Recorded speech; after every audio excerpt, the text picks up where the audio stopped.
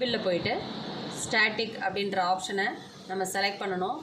ஸ்டாட்டிக்னு கொடுத்துட்டு நம்ம இந்த இடத்துல ஸ்டாப் புஷ் பட்டன்றதுனால ஸ்டாப்புன்றதை டைப் பண்ணிவிட்டு ஸ்டாப்பு இல்லை ஸ்டார்ட் அப்படின்றத நம்ம டைப் பண்ணணும். இந்த இதில் நம்ம கொடுக்குறது ஸ்டார்ட் புஷ் பட்டன்.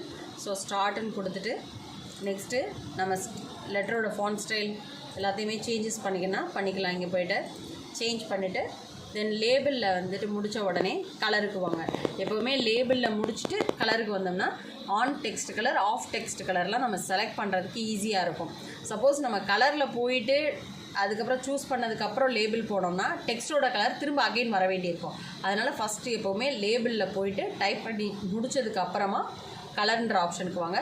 இப்போ ஆன் கலருக்கு டெக்ஸ்ட் கலர் என்ன கொடுக்கலாம், ஆஃப் கலருக்கு டெக்ஸ்ட் என்ன கலர் கொடுக்கலான்றது இங்கே டிசைட் பண்ணிக்கலாம். இந்த இடத்துல நான் ஆன் கலருக்கு என்ன கலர் கொடுக்குறேன் அப்படின்னா ஆனுக்கு வந்து க்ரீனு, அதே போல் ஆஃபுக்கு க்ரீன்லேயே இருக்கும். இது ரெண்டும் ஒரே கலரில் இருந்ததுன்னா சம்டைம்ஸ் நமக்கு கன்ஃபியூஷன்ஸ் வரும். அப்போ என்ன பண்ணிக்கோங்க அப்படின்னா ரெண்டு கலர் ஓகேனா வச்சுக்கலாம். அப்படி சப்போஸ் இல்லை எனக்கு ஆன் பண்ணும்போது அந்த ஸ்விட்சோட கலர் எனக்கு டிஃப்ரென்ஸ் தெரியணும் அப்படின்னா வேறு ஏதாவது ஒரு கலரை சூஸ் பண்ணி நீங்கள் கொடுத்துக்கலாம். அப்போ தான் அந்த புஷ் பட்டன் ஆன் ஆகுதா இல்லையான்றத அந்த ஆக்ஷனை வந்து உங்களால் பார்க்க முடியும். இப்போ இந்த இடத்துல ஆஃபுக்கு க்ரீன் கலர், ஆன் பண்ணும்போது அந்த இடத்துல அந்த வந்து மொமெண்ட்ரியாக ஆன் ஆகும்போது அந்த எல்லோ கலர் சேஞ்சஸ் இருக்கும். தென் நெக்ஸ்ட் வந்து இதில் டெக்ஸ்ட் கலர் எப்போ அந்த எல்லோ கலர் தகுந்த மாதிரி சூஸ் பண்ணி டெக்ஸ்ட் கலர் கொடுத்துக்கலாம். அதுபோல் இந்த க்ரீனுக்கும் டெக்ஸ்ட் கலர் கொடுத்துட்றேன். தென் நெக்ஸ்ட்டு இதில் ஸ்டைல் ஏதாவது மாற்றணும் அப்படின்னு ஐடியா இருந்ததுன்னா இதில் ஸ்டைலில் போயிட்டு ப்ரௌஸ் கொடுத்து புஷ் பட்டனோட ஸ்டைலை நீங்கள் மாற்றிக்கலாம். புஷ் பட்டனோட ஸ்டைல் ப்ரௌசர்லேயும் உங்களுக்கு வந்து பிட் மேப்னு இருக்கும். அதுலேயும் ஆப்ஷன் போனீங்கன்னா இந்த மாதிரி ஆப்ஷன்ஸ் இருக்கும். இதில் போயிட்டு நம்ம கலர் சூஸ் பண்ணனாலும் கலர் சூஸ் பண்ணிக்கலாம், இல்லை மாடல் சூஸ் பண்ணோன்னா மாடல் சூஸ் பண்ணிக்கலாம். ஸோ இதில் இந்த பிட் மேப்பில் போய்ட்டும் நம்ம என்ன பண்ணிக்கலாம்னா எந்த மாடல் வேணுமோ புஷ் பட்டன் ஸ்விட்சை நம்ம சூஸ் பண்ணிக்கலாம். ஃபார் எக்ஸாம்பிள் இதில் நான் இதை செலக்ட் பண்ணிவிட்டு ஓகே கொடுக்குறேன் அப்படின்னா அதோட டிஃபால்ட் செட்டிங் என்னவோ அதுதான் இங்கே வரும். நம்ம என்ன கொடுத்தோமோ அந்த இது வராது. நம்ம டிஃபால்ட் செட்டிங் வந்துடும். ஓகே கொடுத்தோம் அப்படின்னா அந்த கலர் இங்கே வந்துடும். ஸ்டார்ட் புஷ் பட்டன் வந்துடுச்சு. நெக்ஸ்ட் வந்து ஸ்டாப் புஷ் பட்டன் கொடுக்கணும்.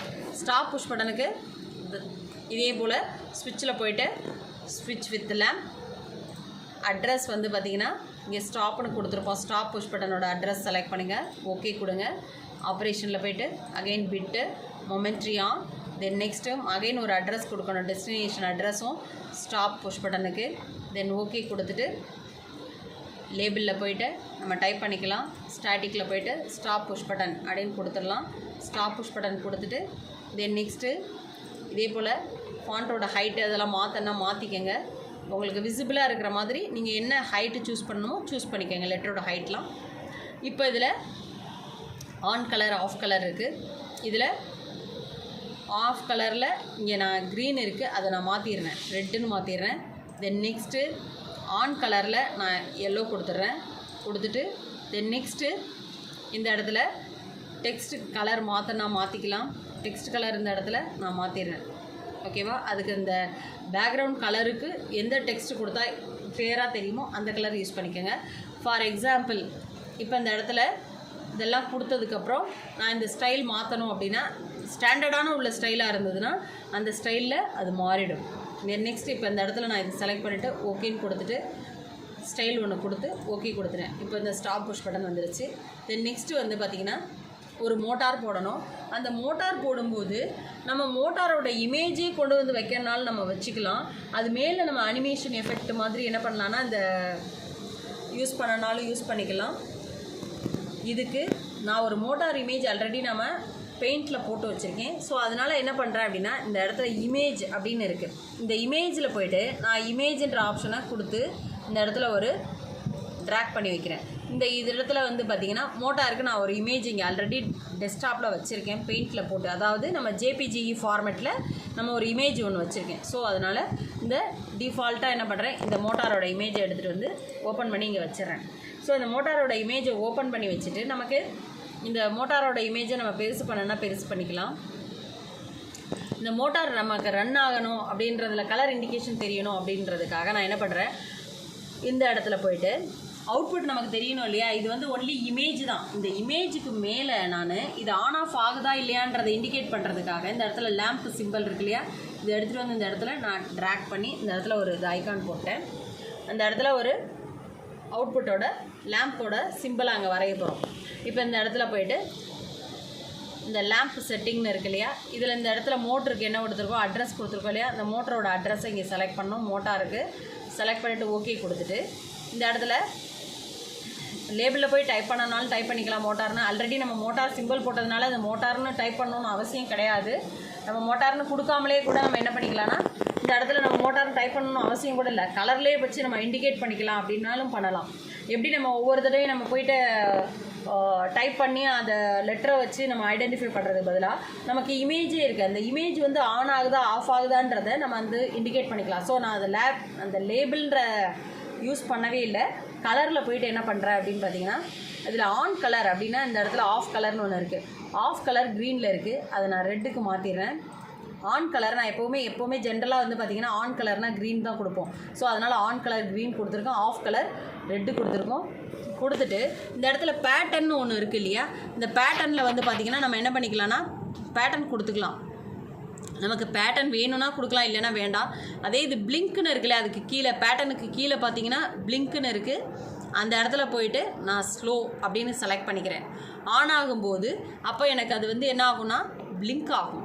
ஸோ இந்த இடத்துல ஓகேன்னு கொடுக்குறேன். ஆன் ஆகும்போது எனக்கு பிளிங்க் ஆகணும்னு.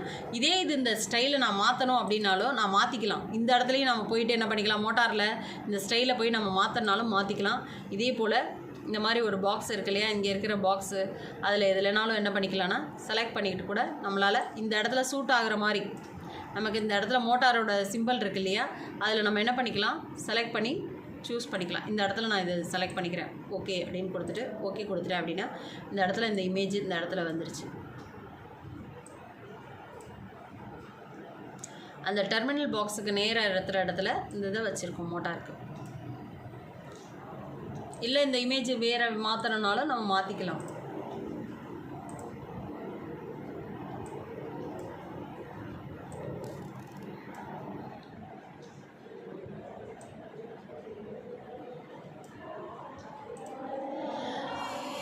இந்த இடத்துல கொடுத்துட்டோம். இப்போ நெக்ஸ்ட்டு வந்து பார்த்திங்கன்னா இப்போ இந்த இதில் எல்லாத்துக்குமே அட்ரஸ் கொடுத்தாச்சு. நம்ம ப்ரோக்ராமில் எல்லாத்துக்கும் தேவையானதுக்கு எல்லா இடத்துலையுமே ஸ்டெப்ஸ் எல்லாம் கம்ப்ளீட் பண்ணிட்டோம். டாகுல் ஸ்விட்ச் போட்டாச்சு, லைட் போட்டாச்சு அதுக்குரியது. Then start push button, stop push button. இந்த மோட்டார் வந்து இமேஜ் தான், மோட்டார்ன்றது இமேஜ். அதுக்கு மேலே எடுத்துகிட்டு வந்து நம்ம என்ன பண்ணியிருக்கோம்னா அந்த கமாண்டை கொடுத்துருக்கோம். இப்போ இந்த மோட்டார் ஆன் ஆகுறது ஆஃப் ஆகுறதுக்காக. இப்போ இந்த இடத்துல மோட்டார் வந்து ஆஃபில் இருக்கும்போது நம்ம ரெட் கலரு, அதே போல் இந்த மோட்டார் வந்து ஆன் ஆகணும் அப்படின்னா என்ன கலரில் கொடுத்துருக்கோம் அப்படின்னு பார்த்துக்கோங்க.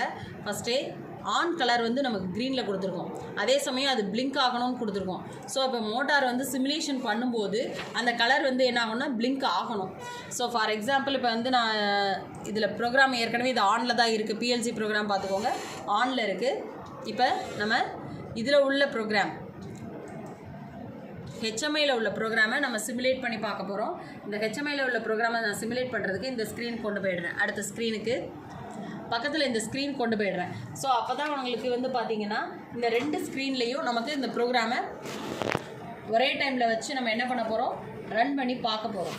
இப்போ இந்த இடத்துல ஹெச்எம்ஐ அப்படின்றதில் நம்ம இதில் என்ன பண்ண போகிறோம், விஜியோ டிசைனர் பேசிக்கில் பார்த்திங்கன்னா அந்த மேலே இருக்கும், அதாவது சிமுலேட் அப்படின்ற ஐக்கான் இருக்கும். அந்த ஐக்கானை நம்ம செலக்ட் பண்ண போகிறோம். இதில் செலக்ட் பண்ணி கிளிக் பண்ணுறோம். கிளிக் பண்ண உடனே நமக்கு சிமுலேஷன் ரன் ஆகுது.